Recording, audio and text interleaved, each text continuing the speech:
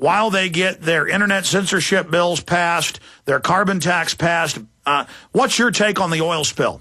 I think that it's a contrived situation myself. I've not voiced that opinion before, but I believe that is the case. In other words, it's something like akin to Pearl Harbor, which was a contrived situation, you know. Roosevelt told Stimson and Knox, and he said, we somehow got to get the Japanese into the position where they will fire the first shots. I think what this is what about. It's much the same kind of thing. Absolutely. And what brought you to that conclusion? Because that's the only conclusion I have. Day one, my gut told me that, but now we know they ordered the people on the rig to dump seawater in instead of cement. For a month, the rig operator said this will explode, so they gave orders. They knew it would lead to it. Turns out Goldman Sachs really owned much of BP. Its chairman was also the chairman of BP. Goldman Sachs dumped 44% of its stock the week before. The BP CEO dumped 30+% of his stock the week before. Now we learned Halliburton bought an oil cleaning company in the Gulf the week before. We know they're the head funders of the carbon tax global neo-surf system. So I mean, there's a lot of other evidence. Now they've been blocking for 50+ days. The governors and others trying to clean up the oil themselves. And Obama says the carbon tax is the answer.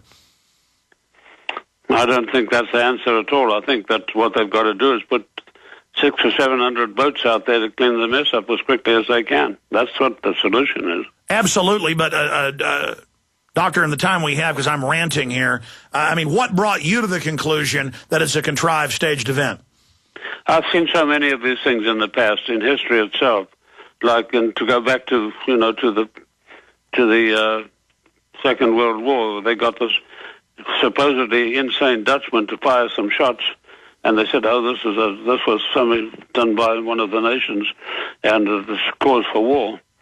So there's so many things in history that have been similar to this.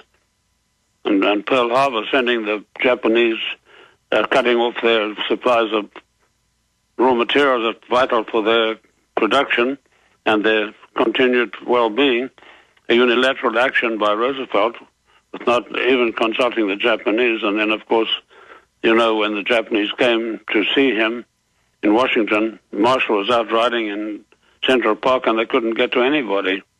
Of course, I have no brief for the Japanese attacking Pearl Harbor. It's inexcusable. But nevertheless, this is the kind of thing that happens. These contrived situations are made from time to time when it suits the purpose. And we all know that the Committee of 300 are the people pulling the strings, mainly, from every situation, from every angle. That's right, and if they have to sacrifice the name of BP, formerly Anglo-American Oil, they'll just change the name again, and BP has always been at the heart of pushing the global carbon tax to fund the world government, and then now notice it was a BP rig that this happened with.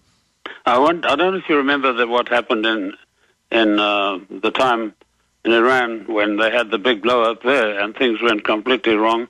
And that was called the American Oil, or Aramco, and it was called a whole lot of other names.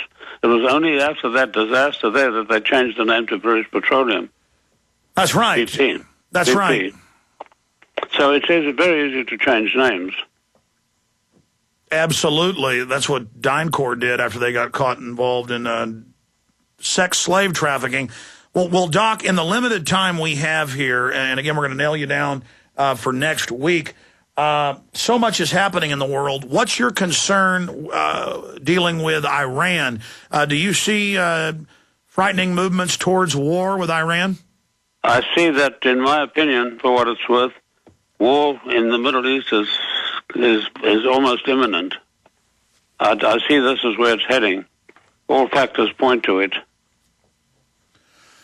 Wow, absolutely. We're on the same page on that front, unfortunately.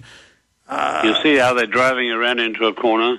They're doing everything they can to. And Russia has disgraced itself by reneging on their contract, which they've had since 2003, to supply the S-300 anti-aircraft missile system.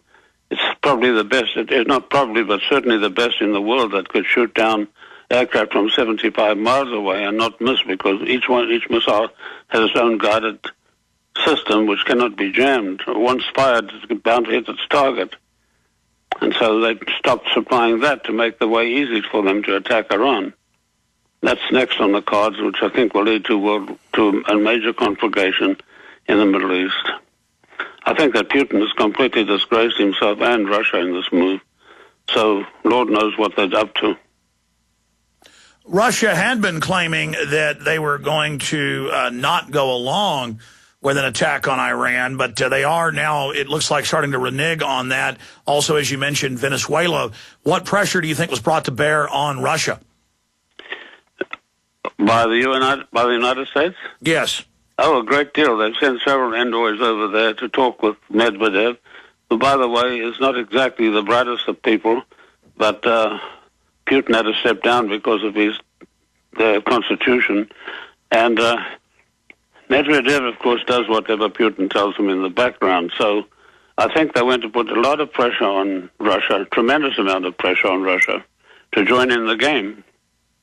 China's gone along very, very reluctantly, but of course, and I think that they'll find Iran a very, very hard nut to crack. They have their militia called the Pasdarans, of about 1 million men, very well trained. They have their regular army, which is an enormous size. And, you know, Iran itself was 10 times the size of Iraq. Since we found such a terrible job on our hands trying to subdue Iraq, how on earth are we going to do the same thing to Iran? I think it's a physical impossibility. I think it's beyond the capabilities of the United States military powers as it stands now. Well, Doctor, in closing, and we'll talk more about it next week, you write time and time again as a theme in your many books about the intentional destruction of the United States by design. We've been the empire for the Anglo-American Committee of 300. We've been the funding mechanism. But as we get towards the end and the formation of world government, clearly they want to pin all their crimes on us. Why do they want to destroy the goose that laid their golden eggs of tyranny and empire? And where do you see all of this basically winding up? What's their end-game strategy? The end game, as I said before, the end game is to usher in a new world order inside a one world government, which will be the Committee of 300. And the way to do this is, first of all, destroy the most powerful nation in the world, the United States of America, which is a temporary expedient, and they feel that they can, once this is up and running, they can revive the patient by applying all the necessary techniques. It's like a person who gets knocked temporarily unconscious, you know, give them oxygen and all kinds of stuff, and in a very short while they recover. So they've got such faith in the United States, and rightly so. It's a tremendous economic power, and its powers of recovery have been proved many, many times, even after the huge disaster of Woodrow Wilson and World War I.